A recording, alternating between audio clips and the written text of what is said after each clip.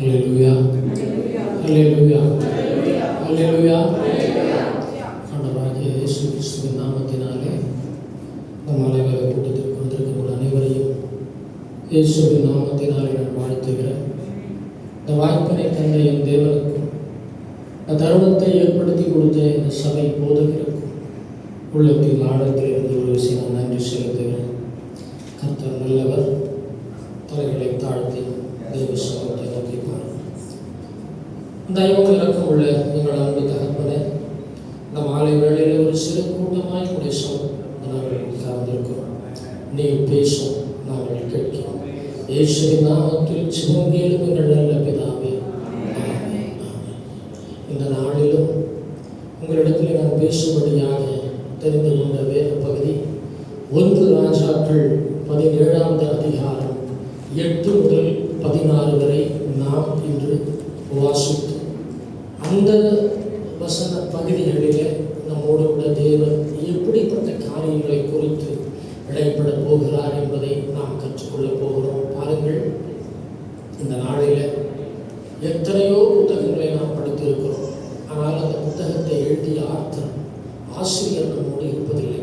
அவர்கள் இந்த உலகம் முழுவதும் எங்கேயோ ஒரு மூலையில் இருப்பார்கள். ஆனால் இந்த சத்திய வார்த்தையை எழுதி கொடுத்த ஆசிரியர் மாத்திரம்தான் நமக்கு எழுதி கொடுத்தது மட்டுமல்லாமல் நாம் எப்படி வாழ வேண்டும் என்று அனுதினமும் நமக்கு சொல்லித் தருகிற ஒரு நல்ல ஆசிரியர் இருக்கிறார். இப்படிப்பட்ட வாக்கியம் நம்மை தவிர வேற யாருக்கும் கிடைப்பதில்லை. அல்லேலூயா, அல்லேலூயா. அடுத்தவர்கள் வாசியுங்கள். 1 ராஜாக்கள் 17ஆம் அதிகாரம் வசனம் 8 14 வரை. அப்பொழுது கர்த்தருடைய வார்த்தை எலியாவுக்கு உண்டாயிற்று. அவர் நீ எழுந்து சீதோனுக்கு அடுத்த சாரிபாத் ஊருக்கு போய் அங்கே தங்கியிரு.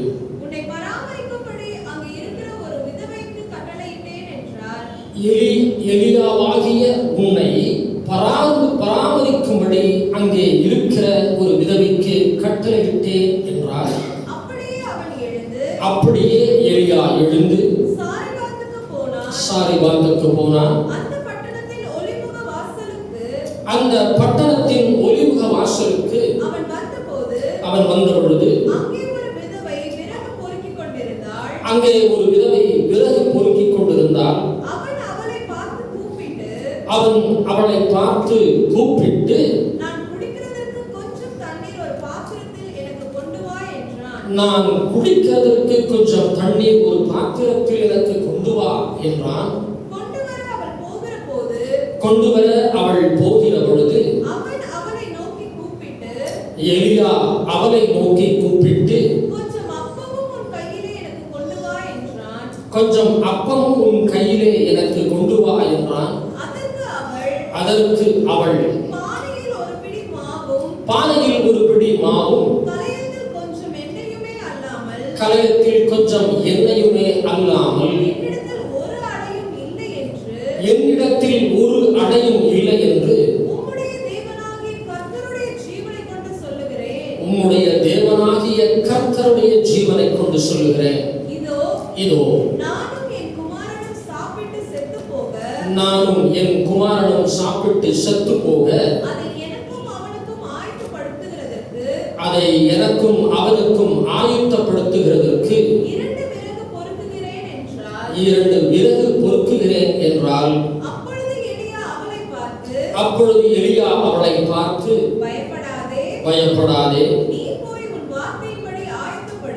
நீ போய் உன் வார்த்தையின்படியே ஆயுத்தப்படுத்து. ஆனாலும் முதலில் அதிலே எனக்கு ஒரு சிறிய அடையை பண்ணி என்னிடத்தில் கொண்டு வா. பின்பு உனக்கும் உன் குமாரனுக்கும் பண்ணலாம். கர்த்தர் தேசத்தின் மேல் மழையை கட்டளையிடும் நாட்கள் மட்டும் பானையின் மா செலவழிந்து போவது இல்லை, கலசத்தின் எண்ணெய் குறைந்து போவதும் இல்லை என்று இஸ்ரவேலின் தேவனாகிய கர்த்தர் சொல்லுகிறார் என்றான். அவள் போய்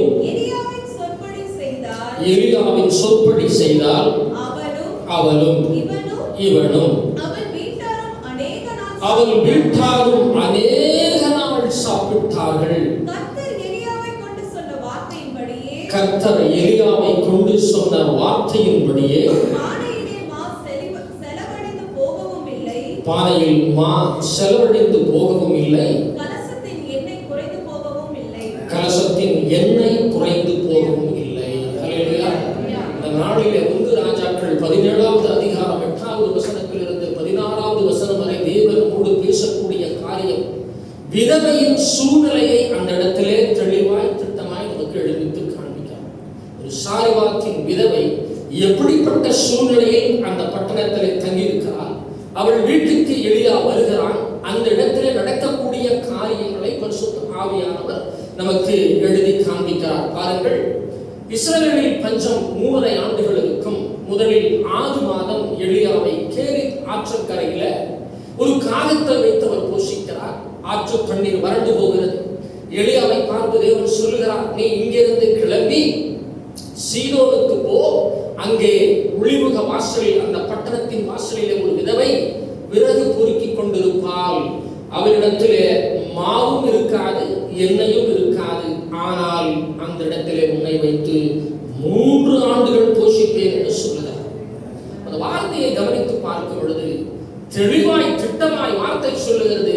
அந்த சாரிபாத்து விதவை இடத்திலே ஒரு கைப்பிடி மாவும் ஒரு கொஞ்சம் எண்ணெயும், அதை செய்வதற்கு சிறு விரதங்கள் மாத்திரம் இருக்கிற ஒரு பெண்ணிடத்திலே தேவன் எப்படி எலியாவை 3 ஆண்டுகள் போஷிக்க முடியும் என்பதை நினைத்து பார்க்கும் பொழுது ஒரு பெரிய வியப்பாக இருந்தது. பாருங்கள், யாக்கோபு 5:17, 1 ராஜாக்கள் 18 போன்ற பகுதிகளிலே நீங்கள் வீட்டிலே போய் வாசித்து பாருங்கள்.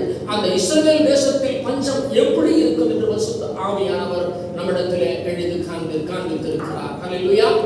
இப்படிப்பட்ட பஞ்ச நாட்களில் தேவன் எலியாவை ஒரு சாரிபாத்தின் விதவை வீட்டுக்கு போய் அங்கே அவன் தங்கி இருக்கும்படி 3 ஆண்டுகள் உன்னை நான் அந்த பஞ்சத்திலிருந்து காப்பேன் என்று சொல்லி அந்த விதவை இருக்கக்கூடிய சூழ்நிலையிலும் நமக்கு தெளிவாய் காண்பித்திருக்கிறார். பாருங்கள், சீதோன் என்கிற ஊர் எசபேல் இருக்கிற ஊர் என்று வேதம் சொல்கிறார். அந்த ஊருக்கு தான் தேவன் அனுப்புகிறார். இப்போ தேவன் நம்மை அனுப்ப வேண்டும் அல்லது அழைக்க வேண்டும் என்று முடிவெடுத்து விட்டால், நம்முடைய சத்து இருக்கிற இடமாக இருந்தாலும் அந்த இடத்திற்கு போவதற்கு நமக்கு ஒரு தெய்வீக பாதுகாப்பை ஹல்லேலூயா.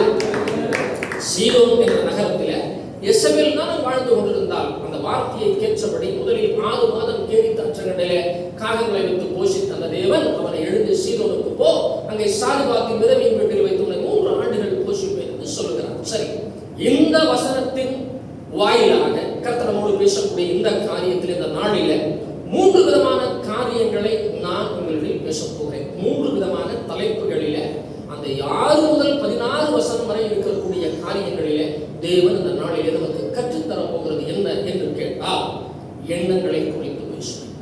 முதலாவது நம்முடைய எண்ணங்களை குறித்து, இரண்டாவது எதிர்மறையான வார்த்தையை குறித்து உங்களிடத்தில் நான் பேசுவேன், மூன்றாவது எடுக்க வேண்டிய தீர்மானங்கள் சரியான நேரத்தில் நாம் எடுக்க வேண்டும் என்பதனாலும் உங்களிடத்தில் இந்த 3 காரியங்களை குறித்து நான் பேசுவேன். பாருங்கள், சாரிபாத்தின் விதவையின் சூழ்நிலை உங்களுக்கு நன்றாக தெரியும். தேசத்திலே பஞ்சம். அவள் சாப்பிட்டு வாழப் போவதற்காக அந்த உணவை அவள் ஆயத்தப்படுத்தவில்லை. மாறாக கொஞ்சம் மாவும் கொஞ்சம் எண்ணெயும், அதை செய்வதற்கு கொஞ்சம் விறகுகளும் பொறுக்கிக் கொண்டிருக்கிறேன், அதை நான் உண்டுவிட்டு நாங்கள் மறிக்க போகிறோம் என்று அவள் சொல்கிறாள். இப்போ எலியாவிடத்தில் எனக்கு குடிக்க தண்ணி கொண்டு வா என்று சொன்ன பொழுது ஒரு வார்த்தையும் பேசாத அந்த எலியா, ஒரு வார்த்தையும் பேசாத அந்த விதவை எலியாவுக்கு தண்ணி கொடுக்கிறார். அதன் மாத்திரத்தில் அவன் சொல்லுகிறான், ஒரு அடையும் உன் கையிலே செய்து எனக்கு கொண்டு வான்னு சொன்ன பொழுது இப்பொழுது அவள் பேசத் தொடங்குகிறார். என்ன சொல்லுகிறார்? என்னிடத்தில் ஒரு கைப்பிடி மாவும் கொஞ்சம் எண்ணெயும், அதை செய்வதற்கு கொஞ்சம் விறகும் என்னிடத்திலே இல்லாமல் வேறு ஒன்றும் இல்லை. இதை நாங்கள் புசித்து வாழ போகிறோம் சொன்னாலும் மறிக்க போறோம் சொன்னாங்க, மறிக்க போகிறோம். இதுதான் என்னுடைய கடைசி குணம். என் சூழ்நிலை எவ்வளவுதான். நாளில இந்த தேதியில உங்களை தேவன் பேசுகிறார். எப்படிப்பட்ட சூழ்நிலைகளுடைய வாழ்க்கையில வந்த பொழுதும் வருகிற பொழுதும் நீங்கள் செய்ய வேண்டிய காரியம் ஒன்றுதான். சாரிபாத்தின் விதவை பழைய ஏற்பாட்டின் விசுவாசி, ஆனால் நாம் புதிய ஏற்பாட்டின் விசுவாசி. அவளுக்கு இருக்கிற வல்லமையுள்ள தேவனை விட, அவள் தேவனை அறிந்திருக்கிற காரியங்களை விட இது நீங்களும் நானும் அதிகமாக அறிந்திருக்கிறோம். அல்லேலூயா. அவள் சொல்லுகிறாள், என்னிடத்தில் கொஞ்சமாகும் எண்ணெயும் அதை செய்வதற்கு கொஞ்ச விறகுகளை அல்லாமல் என்னிடத்திலே ஒன்றும் இல்லைன்னு சொல்லும் பொழுது எலியா சொல்லுகிறான், நீ சொல்வது சொல்லிக் கொண்டது, எனக்கு முதலில் ஒரு அடையை கொண்டு வா. உன்னிடத்தில் இருக்கிற மாவையும் எண்ணெயும் அந்த சிறு விறகுகளை வைத்து ஒரு அடையை உண்டு பண்ணி எனக்கு கொண்டு வா என்று சொல்லுகிறார். பாருங்கள், இன்றும் நாம் நம்மிடத்தில் உள்ள குறைவுகள், சாரிபாத்து விதவை எதை பார்த்தால் நிறைவாய் மாற்றக்கூடிய தேவனை பற்றி இந்த இடத்துல பேசுகிறேன். தன்னிடத்தில் உள்ள குறைகளை மாற்றினவே என்ன செய்யறாங்கன்னா எக்ஸ்போஸ் பண்றான், விரிவிக்கிறான். என்னிடத்துல குறையா சொல்றான், என்னிடத்தில் கொஞ்சமாகும் கொஞ்சம் எண்ணெயும் அவற்றை செய்வதற்கு கொஞ்சம் விறகுகளை அல்லாமல் என்னிடத்தில் ஒன்றுமில்லை ஒன்றுமில்லை ஒன்றுமில்லை என்று சொல்லுகிறார். சாத்தானும் இந்த நாளிலே நம்ம என்ன இப்படி வைத்திருக்கிறாங்க, குறைவுகளை மாத்திரம் பார்க்கும்படியாய் இந்த குறைவை நிறைவாய் மாற்றக்கூடிய வல்லமையுள்ள தேவனிடத்தில் இருக்கிறார் என்பதை நினைப்பதற்கு நம்ம என்ன செய்து விட்டான், குறைவை பார்ப்பதற்கே நம்மை அடிமைப்படுத்தி what we have, நம்மிடத்துல என்ன இருக்கிறது என்பதை பார்ப்பதை விட whom we have, யாரோடு இருக்கிறார் என்பதை நினைத்து பார்க்க வேண்டும். பாருங்கள், ஓரல் ராபர்ட் என்ற ஒரு தேவ மனிதர், அவர் எழுதிய ஒரு சுயசரிதை புத்தகத்தில் இப்படியாய் ஒரு வரி காணப்படுகிறது. அவர் சொல்லுகிறார், என் ஊழியத்தில் ஒரு குறைவான பகுதி வருது, ஒரு குறைச்சல் வருகிறது, தேவைகள் வருகிறது. அந்த நாளிலே தேவ சமூகத்திலே முழங்கால் மண்டியிட்டு அழுத பொழுது அவருக்கு ஒரு காதிலே சத்தம் ஒலிக்கிறது. ஓரல் ராபர்ட், உன் குறைவுகளை எண்ணி மட்டுமே நீ பார்க்க, உன்னோடு இருக்கிற தேவன் எப்படிப்பட்ட தேவன் என்பதை நீ மறக்க நினைக்கிறாய். மறுபடியும் சொல்லுகிறேன், நீ ஆராதிக்கிற தேவன் எப்படிப்பட்ட தேவன், எவ்வளவு வல்லமையுள்ள தேவன் என்பதை நீ நினைத்து பார்த்தால் உனக்கும் ஊழியத்துக்கும் பிரயோஜனமுள்ளதாக இருக்கும் என்று தேவன் அவரிடத்தில் பேசினார். அதற்கு பிறகு ஓரல் ராபர்ட் செய்த காரியங்கள் அனைத்தும் அவருடைய புத்தகத்தில் நீங்கள் படித்து தெரிந்து கொள்ளலாம். தேவனுடைய ராஜ்யத்திற்கு என்று ஒரு மிகப்பெரிய பணியை இந்த பூமியிலே செய்து இந்த கர்த்தருக்குள்ளவர் என்ன செய்து விட்டார், பிரவேசித்து விட்டார். ஹல்லேலூயா. இந்த நாளிலே நாம் குறைவுகளை மட்டுமே என்னிடத்தில், அதாவது கர்த்தர் நல்ல வீடு கொடுத்திருப்பார், நல்ல ஒரு கார் கொடுத்திருப்பார், நல்ல ஒரு வேலை கொடுத்திருப்பார், ஆனாலும் இந்த வீட்டை காட்டிலும் ஒரு நல்ல வீடு இருந்தால் நலமாக இருக்குமே, இந்த காரை விட இன்னொரு கார் இருந்தால் நலமாக இருக்குமே, இந்த வேலையை விட இன்னொரு நல்ல வேலையா இருந்தால் நலமாக இருக்குமே என்று சொல்லி குறைகளை பேசி பேசி பேசி நம்ம என்ன செய்துட்டான்னா அவரை நாம எப்படி பார்க்க வேண்டுங்கிற எனக்கு என்ன செய்தாங்க, மறக்கடிச்சாங்க. ஆனால் தேவன் சொல்றாரு, உன்னிடத்தில் இருப்பதை விட உன்னோடு இருப்பவர் யார் என்று என்ன செய்யணும் தினந்தோறும் நினைச்சாங்க. அப்போ உன்னோடு இருப்பவர் எப்படிப்பட்ட சர்வ வல்லமையுள்ள தேவன், அந்த தேவன் உனக்கு தேவனாய் இருக்கிறார் என்பதை நீ நினைத்தால் என்ன செய்ய மாட்டேன், குறைவை நோக்கியே போக மாட்டேன், குறைவை நிறைவாய் மாற்றுகிற என்னை எப்பொழுது பேசுவது பாருங்க. ஆபிரகாம் தன்னுடைய காணிக்கைகளை, தன்னுடைய தசம பாகங்களை மெல்கிசேதேக்கிட்ட கொண்டு போய் கொடுக்கணும். மெல்கிசேதேக்கு ஆபிரகாமிடமிருந்து பெற்றுக்கொண்ட அந்த தசமபாகத்தை வைத்து அவன் ஒரு வார்த்தையை சொல்லி ஆசீர்வதிக்கிறான். என்ன வார்த்தை சொல்றான் மெல்கிசேதேக்கு, அந்த தசமபாகத்தை பெற்றுக்கொண்டு வானத்துக்கும் பூமிக்கும் உடையவராய் இருக்கிற அப்படிப்பட்ட தேவனுடைய ஆசீர்வாதம் உனக்குள் தங்குவதாக. எவ்வளவு ஒரு பெரிய வார்த்தை. நான் சில நேரங்களில் எப்படியாவது பினான்சியலா கொஞ்சம் டவுன் ஆயிட்டேன் அப்படின்னா சில வசனங்களை எழுதி வைக்கிறேன். ஆமா, அந்த வசனங்கள் எப்படின்னா அதுல முதன்மையான வார்த்தை இந்த வார்த்தை, வானத்துக்கும் பூமிக்கும் உடையவராக இருக்கிற உன்னதமான தேவனுடைய ஆசீர்வாதம் என் மேல் இருப்பதாக. இந்த நாளிலே இப்படிப்பட்ட வார்த்தைகள் மனுஷனை பலப்படுத்தும். சம்பளம் வாங்கியிருப்போம், பல்வேறு விதமான காரியங்களாக கொடுத்திருப்போம், ஆனால் கடைசியில கொஞ்சம் ஒருவேளை ரிட்டர்ட் ஆகியிருந்தா பென்ஷன்ல வரக்கூடிய அந்த பென்ஷன் தொகையை வைத்து நாமளாம் ஒரு கணக்கு போடுவோம், இதுக்கு இவ்வளவு தான், கடைசியில மீந்து போனா என்ன ஒண்ணும் இல்லை. இந்த நாளில விசுவாசிகள் அப்படிதான் என்ன செய்யறாங்க, குறைவுகளை மட்டுமே இன்னைக்கு பார்க்கிறாங்க. ஆனால் குறைவை நிறைவாக்குகிற ஒரு தேவன் என்னுடைய தேவனாய் இருக்கிறபடினால ஒரு நாளுக்கு செய்யணும்.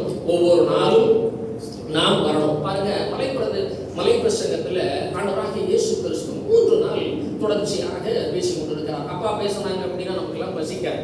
அப்படி ஒரு வார்த்தை நமக்கு அவ்வளவு ஒரு தாகமா, நமக்கு சரீரத்துக்கு தேவையான மண்ணாவியும் சரி, ஆவிக்குரிய ஒரு மண்ணாவியும் அவர் தருகிறார்.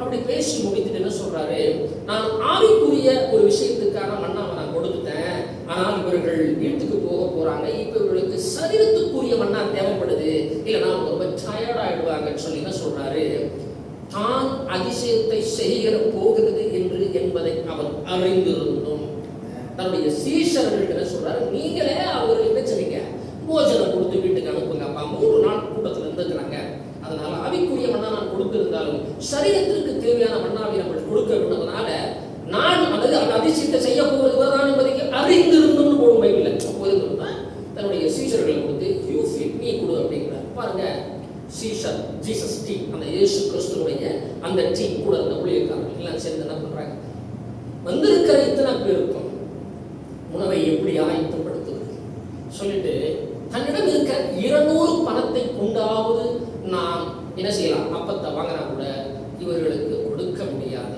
எப்படிப்பட்ட ஒரு கலக்கமான வார்த்தை, எப்படிப்பட்ட ஒரு மனதை புண்படுத்தும்படியான வார்த்தை வார்த்தை. நீங்க சொல்லிட்டீங்க சாப்பாடு கொடு உங்களுக்கு அப்படின்னு, ஆனா இதை வாங்குவதற்கும் கொள்வதற்கும் 200 பணம் இருந்திருந்தா கூட இவர்களை திருப்திப்படுத்த முடியாது என்று இவர்கள் சொல்லுகிறார். நான் சொல்லுகிறேன், நீ திருப்திப்படுத்த முடியாதுன்னு சொன்ன ஓகே, ஆனால் உன்னை சாப்பாடு கொடுன்னு சொன்னவர் உன்னோடு இருக்கிறார் தன்னுடைய அதிசயத்தை செய்ய போறார், நல்லா தெரியுது. ஆனாலும் தன்னுடைய சீஷர்கள் என்ன சொல்றாரு, நீங்க கொடுங்க, உங்க குடுன்னு சொன்னா குறையா வச்சு கொடுக்க நான் விட்டுருவேன். 2 அப்பங்களையும் 2 மீன்களையும் 5 அப்பங்களையும் 1000 பேருக்கு போஷித்து மீன்கள் துணிக்கைகள் எடுக்கபடியாக இடத்துல என்ன செய்தார், அற்புதங்களை செய்தார். நம்ம இடத்துல குறைவை மட்டுமே பார்த்து பார்த்து பார்த்து அந்த குறைவை நிறைவாய் மாற்றி தருகிற ஒரு தெய்வம் நம்முடைய தெய்வம் என்பதை என்ன செய்து மறந்து விடுகிறோம். இல்லையா? நம்முடைய எண்ணங்களை என்ன, முதலாவது நான் எண்ணங்களை குறித்து பேசுவேன் என்று சொன்னேன். நம்முடைய எண்ணங்கள் எப்படிப்பட்டதாக இருக்க வேண்டும் என்று சொன்னால், நான் ஆராதிக்கிற தெய்வம் சர்வ வல்லமை, என் தேவைகள் எது எப்படி என்ன இருந்தாலும் அது எப்படி வரும் தெரியும். ஆற்றங்கரையில எனக்கு ஆத்துக்கு பக்கத்துல படுத்திருந்தாலும் காகம் வரும், சாரிவாத்தின் வீட்டில் ஒரு கைப்பிடி மாவும் ஒரு கொஞ்சம் எண்ணெயும் அதை உண்டு கொள்வதற்கு கொஞ்சம் விறகு இருந்தாலும் அதிலே வைத்து என்னை 3 ஆண்டுகள் போஷிக்க. இந்த நாளில நம்முடைய தேவன் அப்படிப்பட்ட தேவனாய் நாம் பார்க்க வேண்டும் என்று என்ன செய்கிறார், அவர் நினைக்கிறார். நீதிமொழி 12:13, நீதிமொழி 12:13 எடுத்து ஒரு வாசிங்க. நீதிமொழிகள் 12:13.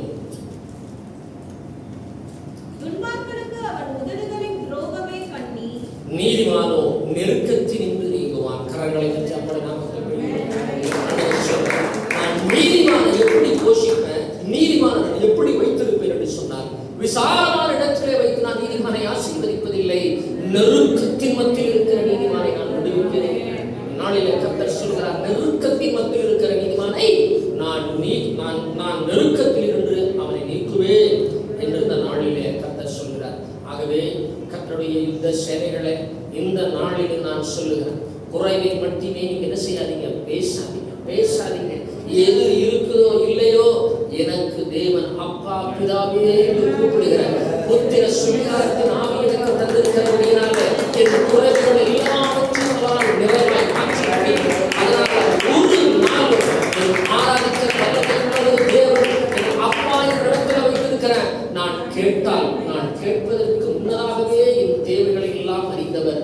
நிச்சயம் என்னை இந்த நாட்களில குறைவுகளை நோக்கி நான் குறைவை நோக்கியே இருந்திருந்த அந்த நாளில ஆண்டவர் சொல்கிறார், நான் குறைவை நிறைவாய் மாற்றுகிறேன். அந்த நாளில உங்களுடைய எண்ணங்கள் எப்படிப்பட்டதாக இருக்க வேண்டும் என்று சொன்னால், குறைவுகளை நோக்கி இல்லை, குறைவை நிறைவாய் மாற்றக்கூடிய ஒரு வல்லமை உள்ள தேவனோடு இருக்கிறார் என்பதை நாளிலே நான் அறிந்து கொள்ள வேண்டும். சரி, 2வது காரியம், எதிர்மறையான வார்த்தையை குறித்து நாம் ஜாக்கிரதையாக இருக்க வேண்டும். பாருங்க, எப்பொழுது நாம் ஒரு குறைவான சூழ்நிலை நமக்குள்ள வருகிறதோ அந்த சூழ்நிலையுடைய உச்சமாக என்ன வந்துடும் அப்படின்னா எதிர்மறையான வார்த்தை.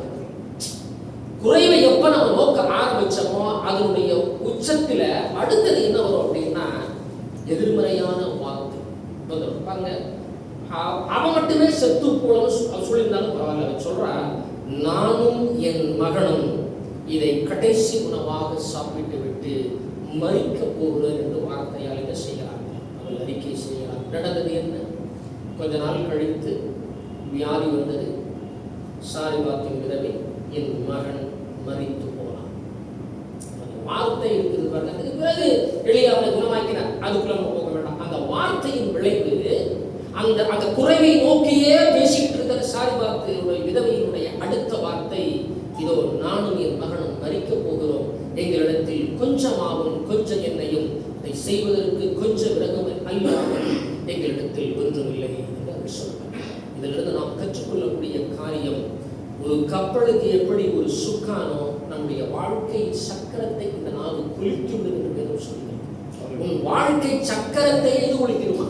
இந்த சிறிய அவயமான நாக்கு குளித்து விடும். நான் சொல்லுவேன், சத்திய வேதாகம் சொல்லுகிறது. ஆனால் இந்த நாளில மரணம் ஜீவனும் நாவின் நீங்கள் பேசக்கூடிய வாய், உங்கள் பிள்ளையை குறித்து, மனைவியை குறித்து, உங்களுடைய ஊழியத்தை குறித்து கர்த்தர் நிறைய காரியங்களை, திட்டங்களை உங்களுக்கு வைத்திருப்பார். நீங்கள் ஓடுகிற ஓட்டம், நீங்கள் அந்த ஓட்டத்தை முடிக்கிற வரை உங்களுக்கான காரியங்கள் அவர் வைத்திருப்பார். அதை குறித்து தான் நீங்கள் என்ன செய்யணும்னா அறிக்கை செய்வதை தவிர ஒரு நாவினுடைய நாவினால என்ன செய்யக்கூடாது? எதிர்மறையான சிந்தனைகள், எதிர்மறையான வார்த்தைகளை என்ன செய்யக்கூடாது? ஒரு நாளும் என்ன செய்யக்கூடாது? பேசக்கூடாது. 1 பேதுரு 3:10 எடுத்தவர்கள் வாசியுங்கள். 1 பேதுரு 3:10 ஜீவனை விரும்பி நல்ல நாட்களை காண வேண்டும் என்று இருக்கிறவன் பொல்லாப்புக்கு தன் நாவையும் கபடத்துக்கு தன் குதிரைகளையும் விலக்கி காத்து. ஜீவனை விரும்பி நல்ல நாட்களை காண வேண்டும் என்று ஒருவன் விரும்பினால் அவன் நாவிலிருந்து புறப்படுகிறது அவரை துதிக்கக்கூடிய அல்லது அவரை உயர்ந்த இடத்துல வைக்கக்கூடிய, அவரை ஆராதிக்கக்கூடிய, அவரை இன்னும் இன்னும் இன்னும் இன்னும் புகழக்கூடிய வார்த்தை தான் இந்த நாவிலே இருக்கிறவே தவிர ஜீவனை நல்லதாக நாட்களை காண வேண்டும் என்று இருக்கிறவன செய்யக்கூடாதான். ஒரு நாளும் கபடத்துக்கும் நாவை உதடுகளை விளக்கிட செய்யணும், காத்துக்கொள்ள வேண்டும் என்று வேதம் இந்த நாளில் நமக்கு காண்பித்துக் கொடுக்கிறது. இந்த நாளிலே நாம் அதை கற்பித்துக் கொண்டிருக்கிறோம். பாருங்கள், உங்கள் வாயிலிருந்து வரக்கூடிய வார்த்தை ஜீவனை பேச வேண்டும், மரணத்தை பேசக்கூடாது. அதுக்காக ஊழியனை இந்த தேவன் அழைக்க வாயிலிருந்து புறப்படுகிற ஒவ்வொரு வார்த்தையும் பாருங்க. யாக்கோபு அந்த சேஷபுத்திர பாகத்தை ஏசா சொல்றான், நான் சாக பிழைக்க கிடக்கிறேன், நீயும் ஆசீர்வாதத்தை பத்தி பேசுற, எனக்கு உன் ஆசீர்வாதம் எல்லாம் தேவையில்லை, இப்ப எனக்கு பசிக்குது, அந்த கூடன்னு சொல்லி கேட்டான். வேதத்தில் ஆண்டவர் புதிய ஏற்பாட்டில் தெளிவாய் சொல்லுவார், ஏசா தன் வாயின் வார்த்தையினால் அவன் ஆசீர்வாதத்தை இழந்து போனான். இன்னைக்கு நம்முடைய வாயின் வார்த்தையில தேவன் நம்ம என்ன செய்ய போறார், இது எப்படி வைக்கணும், என்ன செய்து ஏது கொடுக்கணும், நமக்காக ஒரு திட்டத்தை வைத்திருப்பார். ஆனால் நம்முடைய நாவை வைத்துக் கொண்டு தேவையில்லாத வார்த்தைகளை பேசி அந்த ஆசீர்வாதங்கள் நமக்கு கிட்ட வந்திருக்கும். அந்த ஆசீர்வாதங்கள், ஆனால் அந்த வார்த்தையை பேசும்போது அவர் துக்கமடைந்தவராய் காணப்பட்டு அந்த ஆசீர்வாதம் வந்து கைக்கு கிடைக்காதபடியே போய்விடுகிறது. கர்த்தருடைய இந்த சேனைகள் இந்த நாளில் குறைவான காரியங்கள் நம்மை சூழ்ந்து கொள்ளும் பொழுது அதன் உச்சமாக அடுத்தது எதிர்மறையான வார்த்தைகளை பேச வைத்து சத்துருவானவன் நம்முடைய தேவன் எப்படிப்பட்ட தேவன் என்பதை நாம் அவரை நினைக்க கூடாமல் நம்முடைய எண்ணங்களை என்ன செய்து விட்டான், மழுங்கடித்து விட்டான். ஹல்லேலூயா, ஹல்லேலூயா, ஹல்லேலூயா. மூன்றாவது காரியம், எடுக்க வேண்டிய தீர்மானம் சரியான நேரத்தில் எடுக்க வேண்டும். பாருங்க, எலியா சொன்னா, சரிம்மா உங்கள்கிட்ட தண்ணி இல்ல, எண்ணெய் இல்ல, அது இல்ல, இது இல்ல, குறையை நோக்கியே பேசுகிறாய், சரி கொஞ்சம் கொஞ்சமா தான் வச்சிருக்கிற, நீ நம்ம பிள்ளைங்க சாப்பிட்டு மறிக்க போற, சரி ரைட் விடு, ஆனாலும் எனக்கு என்ன செய்ய, ஒரு அப்பத்தை கொண்டு வா, கொண்டு வா. ஏன் அப்படிப்பட்ட ஒரு பாசிட்டிவ் ஒரு வார்த்தை எலியாவுக்கு வந்தது? அவள் சொல்லுகிறாள், என்னிடத்துல கொஞ்சமாகவும் கொஞ்சம் எண்ணெயும் அவை உண்டு கொள்வதற்கு சிறு விறகுகளை தவிர என்னிடத்தில் ஒன்றும் இல்லை என்று அவர் சொன்ன பொழுதும் இப்போ இவன் என்ன செய்யணும், அடைய கொடுத்தா யாருக்கோ ஒரு பேருக்கு இருக்காது. நானும் சாம்சன் மட்டும்தான் சாப்பிட உணவு இருக்கு, சாலமோன் வந்துட்டான்.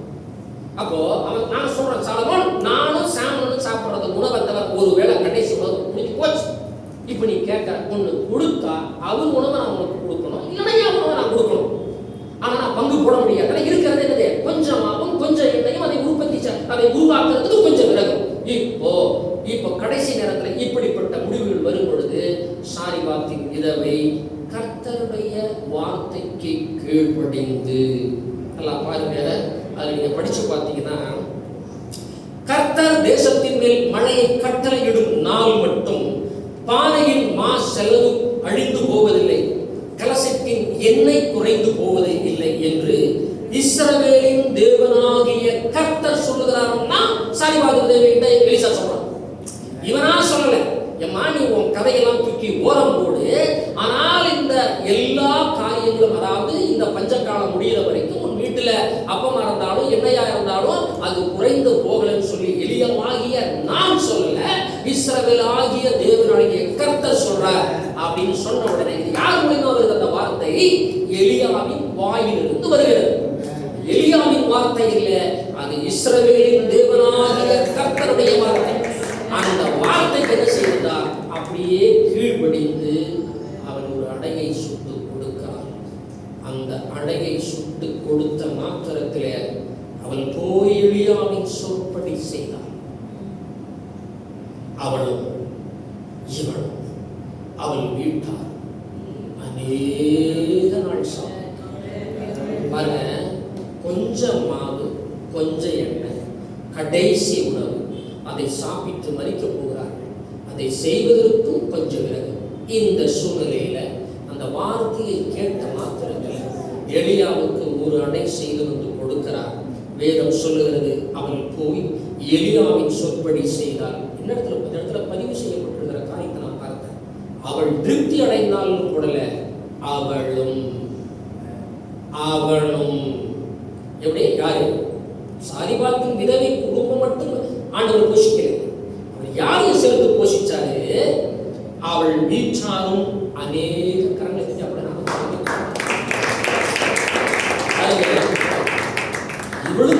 இவள் மாத்திரமல்ல, இவள் குடும்பத்தாரும் இவன் வீட்டிலே வைத்து நான் உன்னை போஷிப்பேன்னு சொன்ன அந்த எலியாவையும் சேர்த்துதான் அந்த மாவும் எண்ணெயும் பஞ்சகாலம் முடியும். அதனால்தான் சொன்னார், கர்த்தர் எலியாவை கொண்டு சொன்ன வார்த்தையின்படி இதனுடைய சாட்சி. அந்த வார்த்தைக்கு அப்படி அந்த இடத்துல எடுக்க வேண்டிய தீர்மானங்கள் என்ன? தேவனுடைய வார்த்தை கிடைத்த மாத்திரத்திலே அவள் கொஞ்சம் கூட தயங்காமல், சரி தேவன் சொல்லிட்டார் நம்ம போய் செய்வோம், வரத பார்த்துக்கலான்னு அந்த வார்த்தையை கீழ்ப்படிந்த மாத்திரத்துல கர்த்தர் எலியாவை கொண்டு சொன்ன வார்த்தையின்படி பானையிலே மாவு செலவழிந்து போகவும் இல்லை, கலசத்தின் எண்ணெய் குறைந்து போகவும் இல்லை. வேதம் சொல்லுங்க, அநேகருடைய வாழ்க்கை சரியில்லை. ஏன் சரியில்லை? வார்த்தை சரியில்லை. வார்த்தை மாறினால் உங்கள் வாழ்க்கை மாறும். ஒன்றுமே இல்லை. வாழ்க்கை சரியில்லைன்னா உங்கள் வார்த்தை சரியில்லை. உங்கள் வார்த்தை ஒழுங்காக இருந்தால் உங்களுடைய வாழ்க்கையின் பாதிப்பு. கொஞ்சமாவது கொஞ்சம் எண்ணெய் அதை செய்வதற்கு கொஞ்சம் விலகு. இதை வைத்து 3 ஆண்டுகள் இவளையும் அவனையும் அவள் குடும்பத்தாரையும் வைத்து தேவன் 1ஆம் தேதி ஆயிடுச்சுன்னா நம்மள எங்க இருப்போம்? மளிகை அவங்க கடைக்கு போவோம். ஆனால் பஞ்சகாலம் முடிகிற வரைக்கும் அவங்க எந்த ஸ்டோருக்கு போவோம்? வார்த்தைக்கு கீழ்ப்படிந்தார். குறைவுள்ளதை காண்கிறாள், அதை உச்சபட்சமாக எதிர்மறையான வார்த்தையை பேசுகிறாள். கடைசியில் தேவன் சொன்ன வார்த்தையை அப்படியே கேட்டு கீழ்ப்படிந்து எலியாவுக்கு ஒரு அடையும் சுட்டு தந்தாள். அவளை குறித்த ஒரு சாட்சி, பஞ்சகாலம் முடியும் வரை அவள் வீட்டில் மாவும் எண்ணமும் குறைந்து போகல.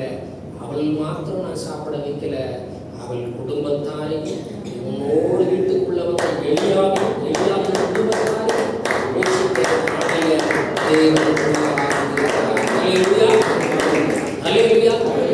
சாட்சி சொல்லி நான் முடிக்கிறேன். எனக்கு மாச சம்பளம் கிடையாது. மாதம் 1ஆம் தேதி, 5ஆம் தேதி, 8ஆம் தேதி, 10ஆம் தேதி ஏதாவது ஒரு தேதியில மாச சம்பளக்காரங்களுக்கு சம்பளம் கொடுக்கணும். ஆமாம், நாங்கள் ஒரு பிஸ்னஸ் பண்ணுறோம், graphic design, Jenny graphic designer.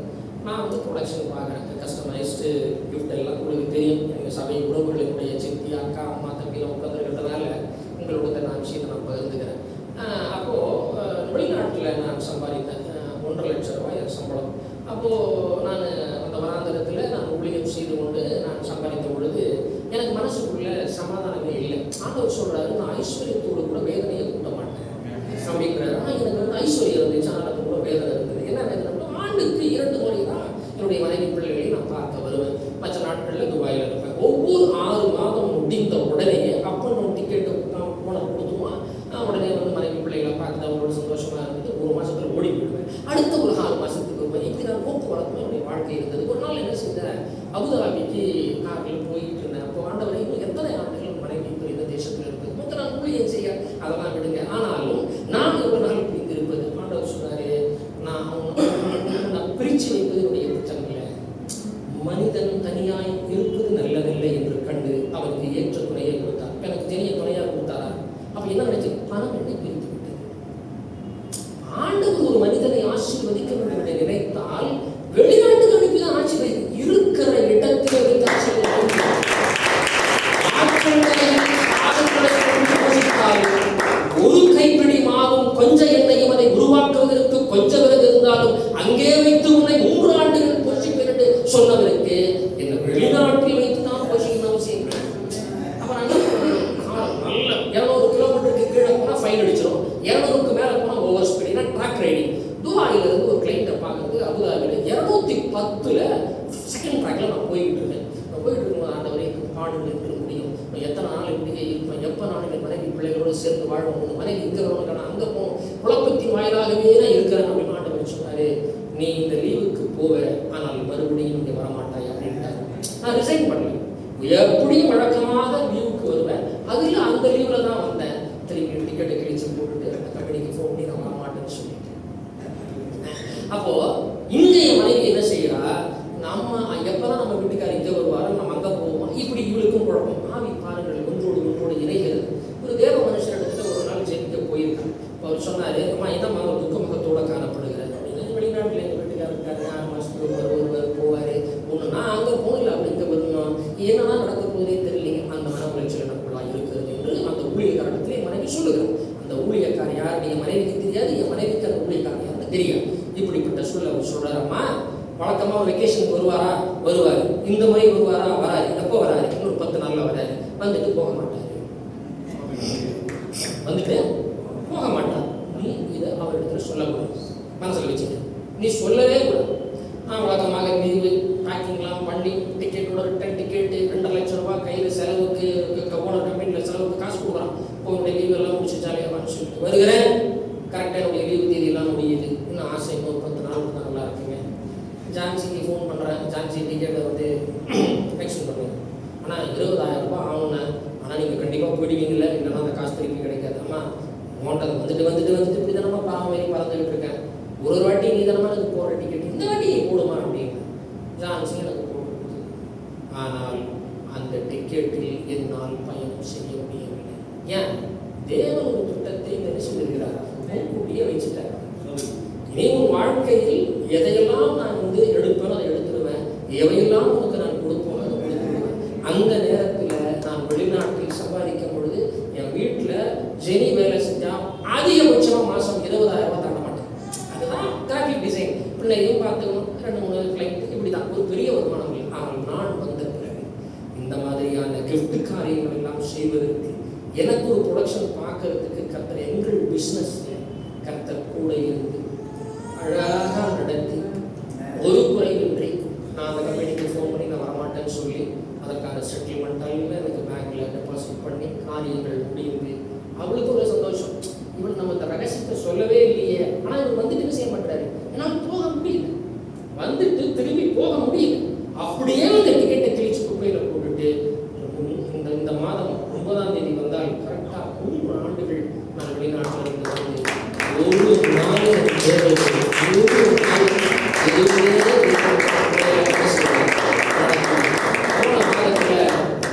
ஜெயிக்கிட்ட நான் சொன்னேன், பிஸ்னஸ்ன்றதுனால நமக்கு ஒரு ஜாப் செய்து இன்வாய்ஸை கொடுப்போம், அதை பார்த்துட்டு கிளைண்ட் பேமெண்ட்டை கொடுப்பாங்க. இப்போ நிறைய பணங்கள் வெளியே இருக்கிறது, ஐடாவுக்கு ஃபீஸ் கட்டணும், கிளைண்ட்டுக்கெல்லாம் ஃபோன் பண்ணி சார் வேலை செஞ்சோம், இன்னும் இன்வாய்ஸ் பில் அனுப்பிட்டோம், என்ன சார் இன்னும் பேமெண்ட்டு தராமல் இருக்கீங்க, 10 நாளில் தந்துடுறேன் பிரதர், 1 வாரத்தில் தந்துடுறேன் பிரதர் அப்படி என்று எனக்கு ஃபோனில் அவங்ககிட்ட இருந்து பதில் வருது. நான் பிள்ளைக்கு ஃபீஸ் கட்டல அப்படின்னா குழந்தைய வெளியே உட்கார வச்சுருப்பாங்க.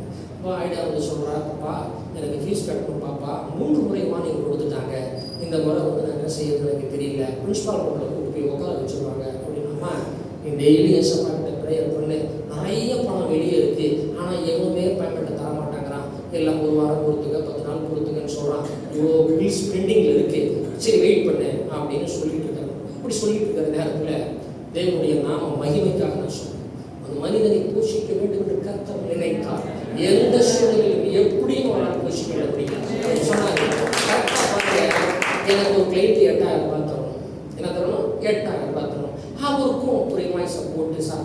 அப்படின்னா, நான் செக்காக எழுதி கொடுக்குறேன் அப்படின்னாரு. சந்தோஷம் தாங்க. செக்கை எழுதி கொடுத்துட்டு ஃபோன் பண்ணுறாரு, செக்கை பெற்றுக்கொள்ளுங்கள் அப்படிங்கிறாரு. போய் செக்கை வாங்க போதா 20,000 எழுதிருக்கிறார் செக்கில். இவ்வளோ கண் குறைபாடு ஏதாவது எழுதிட்டாரா? 8,000 தான். எனக்கு அவர் கிரேட் ஐடியாஸ் கம்பெனிக்கு 8,000 தான் தரணும். எப்படி 20,000 எழுதி கொடுத்தாரு? நீங்கள் நினைப்பதற்கும் நீங்கள் வேண்டுவதற்கும் அதிகமாய் செக்கை பார்த்துட்டு அவங்க சொல்கிறேன், சார் எனக்கு 8,000 தான் சார் பேமெண்ட், நீங்கள் சார் 20,000 எழுதி கொடுத்தீங்க அப்படின்னா, ஓ தப்பு பண்ணிட்டேனே, சரி நீங்கள் நாளைக்கு என்ன பண்ணுங்க, அந்த செக்கை ரிட்டர்ன் பண்ணிவிட்டு புதிதாக 8,000 நான் கொடுக்குறேன், அந்த செக்கை எடுத்து போயிடுங்க அப்படின்னு சொல்லிட்டாரு. திரும்பி அவர்கிட்ட, சார் செக்கை மாற்றி எழுதிட்டீங்களான்னா, இல்லை பிரதர் உங்ககிட்ட தான் நம்ம தொடர்ந்து வேலை செய்ய போகிறோம், மறுபடியும் செக்கை எழுதி மாற்றலாம் வேண்டாம், அந்த செக்கை நீங்கள் அப்படியே வைத்துக் கொள்ளுங்க. சரி, அப்போ ஒரு வேலை என்ன, 20,000 ரூபா உங்கள் பேங்க்ல டெபாசிட் பண்ணி எனக்கு தேவையான 8,000 எடுத்துட்டு பாக்கி 12,000 கொண்டு வந்து கொடுக்கல. ஒருவேளை நீங்க அப்படியாக அவர் நினைச்சு எனக்கு அந்த செக்கை கொடுத்துருக்கலாம். உங்கள் நினைவுகள் என் நினைவுகள் அல்லவே. நான் என்ன பண்றேன், போயிட்டு அந்த செக்கை இது அமௌண்ட்டை கேட்கறேன், அதுக்கப்புறம் ஒரு 4,000 ரூபாய்க்கு நான் வேலை செஞ்சு பில் அனுப்புறேன். இல்லை, என்னுடைய பணம் 12,000 உங்கள்கிட்ட இருக்கு, அந்த 4,000 கழிச்சிங்க அப்படின்றாரு. அதற்கு பிறகு சொல்றாரு, தொடர்ச்சியா உங்களிடத்தில் நான் வேலை செய்வதனால் அந்த பணம் எனக்கு வேண்டாம், நீங்கள் வேலை செய்து அதை கழித்துக் கொள்ளுங்கள். 20,000 ரூபாய் எனக்கு பணம் வந்துச்சா? இந்த பணம் ஒரு மனுஷன் எங்கேயாவது 8,000 கிடைக்கணும்னா 8,000 தானே கிடைக்கும். யாரும் 8,000 ரூபாய்க்கு 20,000 செல்வதுவாங்க. உங்கள் நினைவுகள் தேவன் ஒரு மனிதன் அவருடைய நாமம் தரித்த பிள்ளைகளுக்கும் அவர் நாமம் தரிக்காத பிள்ளைகளுக்கும்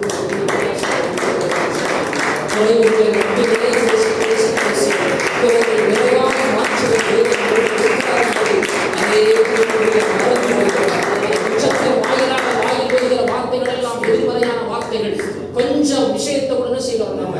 இல்ல அது இல்ல இது இல்லைன்னு பேசி பேசி பேசி சத்தம் என்ன செய்யறோம்னா, வல்லமையான தேவன் உனக்கு தேவன் என்பதை மறக்கடித்து விடுகிறது. நாளில் இந்த வசனத்தின் வாயிலா குறைகள் எல்லாவற்றும் தேவன் மாற்றும். உங்கள் வாயிலிருந்து ஒரு வார்த்தை என்ன செய்யக்கூடாது, எதிர்மறையாய் ஒரு வார்த்தை புறப்படக்கூடாது. எத்தனையோ நேரங்களில் தேவன் நேரடியாகவும் தேவ மனுஷர்களுக்கு ஒரு இடத்துல பேசுவார். எடுக்க வேண்டிய முடிவுகள் தீர்மானங்கள் சரியாய் எடுத்து விடுங்கள். கர்த்தர் உங்களை ஆசீர்வதிப்பார்.